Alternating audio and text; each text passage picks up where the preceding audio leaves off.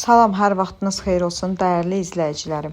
Buyurun sizə bir dəfə də deyirəm, qoğalın xəmiri niyə cırılmır?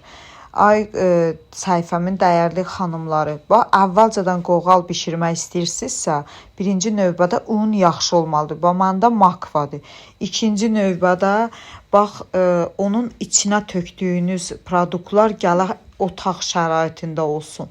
Onda hər şey belə yumşaq. Üçüncüsü, droj yanmamalıdır. Bax, o da vacibdir. Sonra xəmiri gözəl yoğurursan, xəmir 1 saat mayalanır, olur sən üçün yaxşı. Qoyursan kündəyə, kündədə də qalır. Belə əlini qaldırırsan kündəyə.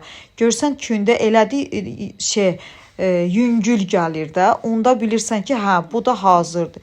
Qəşən un səpirsən, özdə açanda çox un səpmək olmaz, onda xəmir cırılar. Biraz un səpirsən, xəmiri açırsan, sonra öz əllərinlə açırsan, dəfələrlə videolarda da paylaşıram. Buyurun siz də mənim kimi belə eləyin, vacibdir, dediyim sözləri əməl eləyin. Bu videomu da bəyənin, mən səhifəmi izləyin, takib eləyin, o bəyənməni eləyin. Hər dəfə də hər şeyi siz üçün paylaşıram, göstərirəm. Mənə anam deyir ki, sənin əllərindəndir də xəmir gözəl alınır. Yəni ki, məncə düz deyir.